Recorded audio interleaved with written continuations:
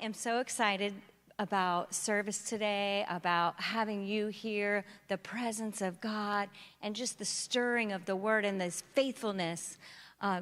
We are a scripture-based church, and, I'm going to be talking to you today about one of my favorite stories, the woman at the well.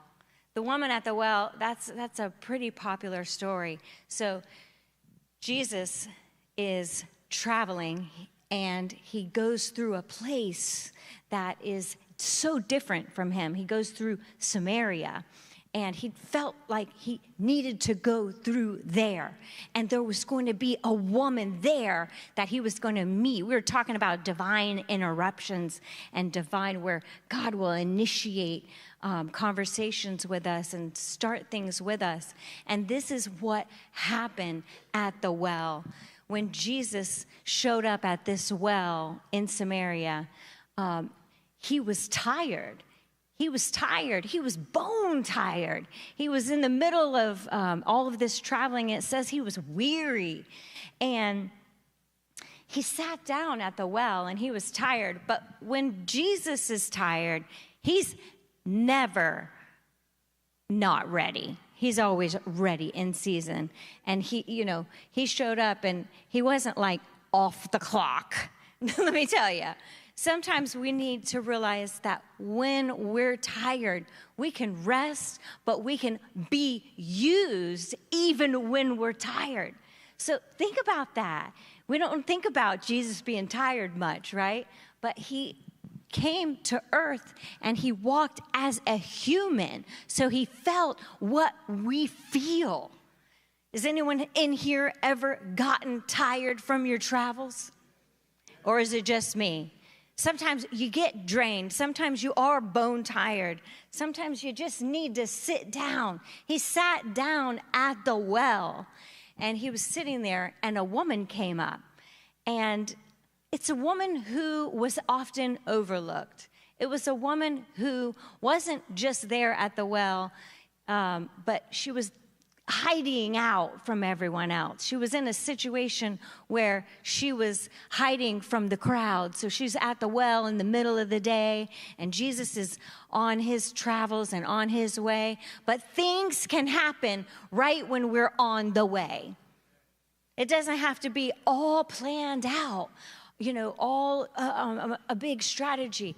We can live our lives, and God has a way of connecting who needs to be connected right at the divine time. And Jesus, it didn't always need a pulpit. He didn't always have to go to the synagogue to make an impact. He didn't need someone they brought the platform out for me so I can lay my notes out here. He did, and here we all are gathered, and it's set up. We're having church. We're here. We know it's a plan. We're going to get the word. And this wasn't the case at this moment. It was a divine interruption. He's sitting there. He didn't need a platform. He didn't need a pulpit. He just needed to be aware. If you want to, leaders are aware. Leaders are aware. He influenced that woman because he was aware. When she came up, he was ready. I want you to be ready in season and out of season. That when you impact someone like Jesus impacted this woman at the well, they came up, she had a conversation. First of all, the impact came when Jesus had a conversation with her.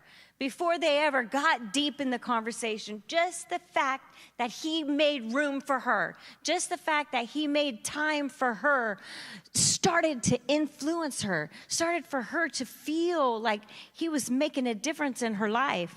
And if Jesus can change a life when he's sitting at a well tired, think about what you can do when you're in the midst of a struggle. Sometimes it's in that struggle where that's the most important time for us to be ready. Like when we're off the clock, we still need to be ready to go. We still need to be ready to go.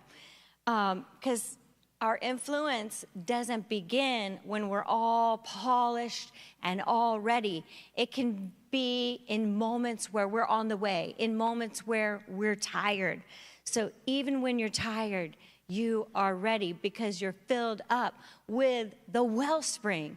The wellspring of life was sitting by that well.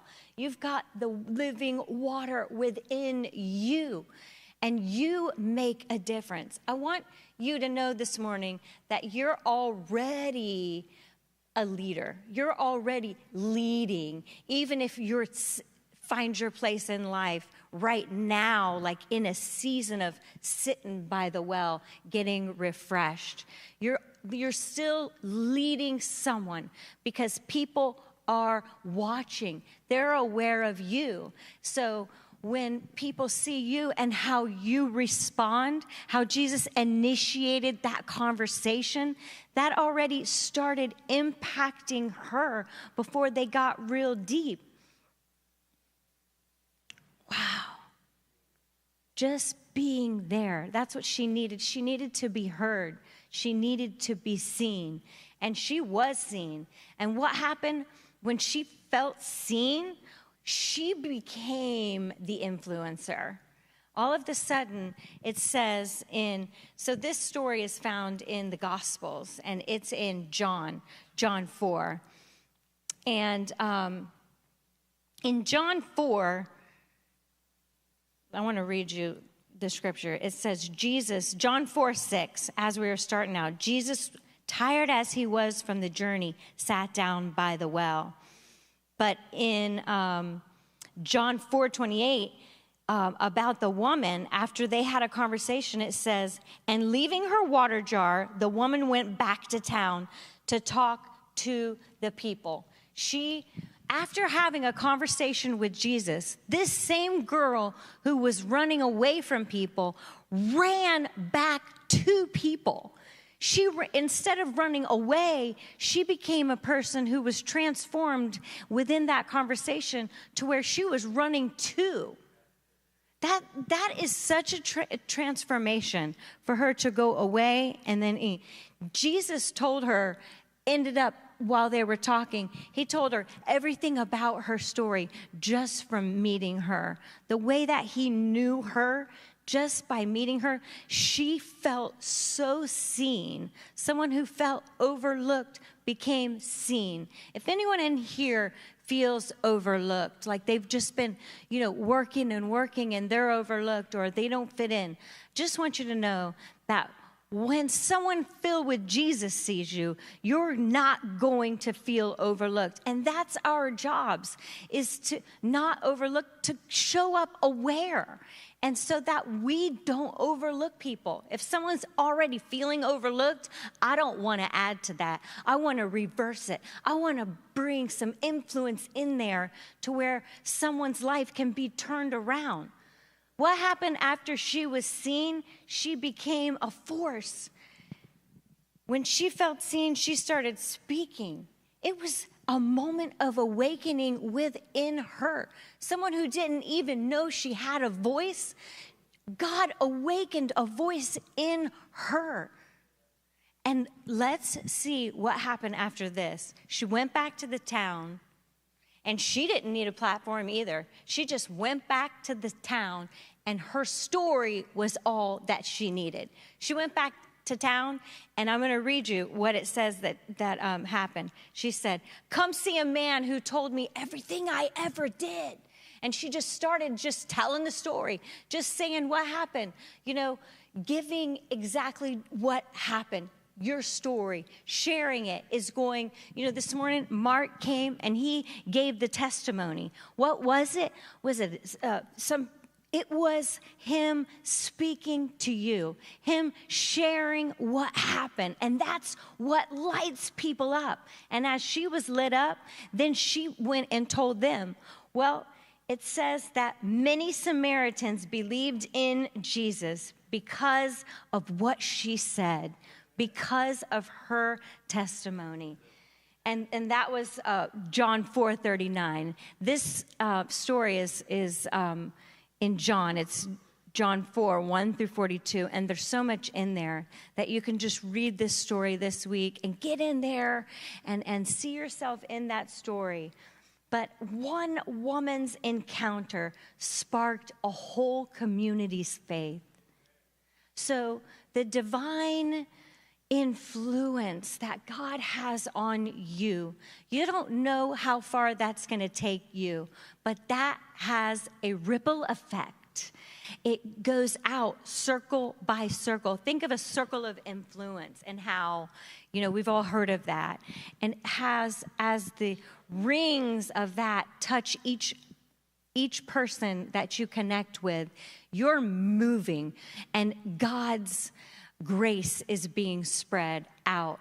When I was in Nepal, I took a canoe out, and I was talking with people that spread out my circle of influence. I was hanging out with people over from the Nepal, and we were in a canoe, and we looked, and we threw some pebbles, and the movement from our kayaks and canoes made a ripple effect that I told the people with me, I said, look at how far our impact reaches all the way to the shore. So you'll never know how far it'll reach, but your influence will reach farther than you have ever seen. I love you. You make a difference, and you make a difference in everyday life. I love you. Keep making a difference.